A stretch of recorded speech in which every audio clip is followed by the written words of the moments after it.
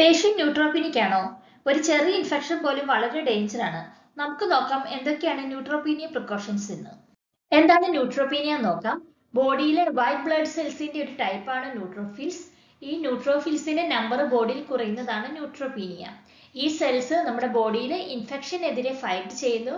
അപ്പോൾ ന്യൂട്രോപീനിയ പേഷ്യൻസിന് ഇൻഫെക്ഷനെതിരെ ഫൈറ്റ് ചെയ്യാനുള്ള പ്രോപ്പറായിട്ട് നമ്പറുള്ള ന്യൂട്രോഫിൽസ് ഉണ്ടാവുന്നില്ല.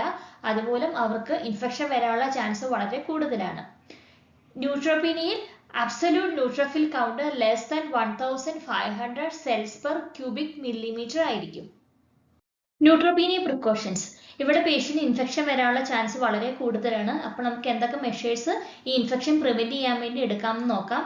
First one, hand hygiene. പേഷ്യന്റുമായിട്ട് കോൺടാക്ട് ഉള്ള എല്ലാവരും ഹാൻഡ് ഹൈജീൻ മെയിൻറ്റെയിൻ ചെയ്യുക.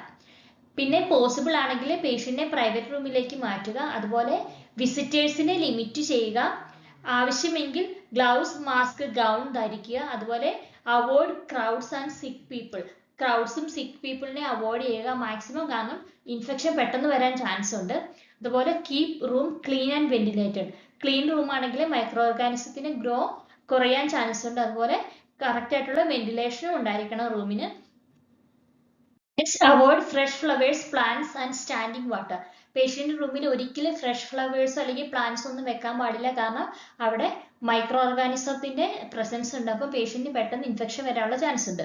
അതുപോലെ gentle oral care, soft tooth brush, പിന്നെ ആന്റിസെപ്റ്റിക് മൗത്ത് വാഷ് വേണം യൂസ് ചെയ്യാൻ.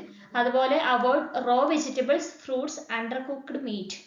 ഈ റോ വെജിറ്റബിൾസ് ഒക്കെ ഇൻഫെക്ഷൻ വരാനുള്ള ചാൻസ് വളരെ കൂടുതലാണ്. അതുപോലെ തന്നെ സെയിം മൈക്രോ ഓർഗാനിസംസ് ഉണ്ടാവും, അതുപോലെ പേഷ്യന്റ് ഇൻഫെക്ഷൻ വരാനുള്ള ചാൻസ് ഉണ്ട്. അപ്പോൾ അതൊക്കെ അവോയ്ഡ് ചെയ്യുക. Wash fruits and vegetables well. ഫ്രൂട്ട്സും വെജിറ്റബിൾസ് ഒക്കെ നന്നായിട്ട് വാഷ് ചെയ്തിട്ട് മാത്രം യൂസ് ചെയ്യുക.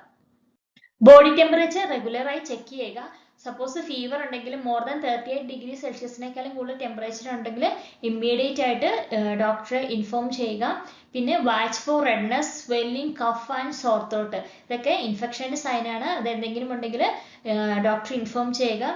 പിന്നെ avoid unnecessary IVs and catheters. ആവശ്യമില്ലാത്ത IV ലൈൻസോ അല്ലെങ്കിൽ കത്തീറ്റർ ഉണ്ടെങ്കിൽ അവോയ്ഡ് ചെയ്യുക, കാരണം അത് ഇൻഫെക്ഷൻ വരാനുള്ള ചാൻസ് കൂട്ടും. നെക്സ്റ്റ്, എന്ത് പ്രൊസീജിയർ ചെയ്താലും അസെപ്റ്റിക് ടെക്നിക്ക് മെയിൻറ്റെയിൻ ചെയ്യുക. അതുപോലെ പ്രിസ്ക്രൈബ്ഡ് ആയിട്ടുള്ള ആന്റിബയോട്ടിക് അല്ലെങ്കിൽ ആന്റി ഫംഗൽസ് പ്രോപ്പറായിട്ട് എടുക്കുക.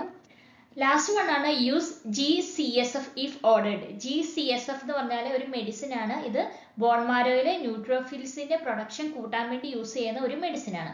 ഓക്കെ, എത്രയൊക്കെയാണ് ന്യൂട്രോപീനിയ ആൻഡ് ന്യൂട്രോപീനിക് പ്രിക്കോഷൻസ്. കൂടുതൽ ടിപ്സ് ആൻഡ് വീഡിയോസിനായി ചാനൽ സബ്സ്ക്രൈബ് ചെയ്യുക.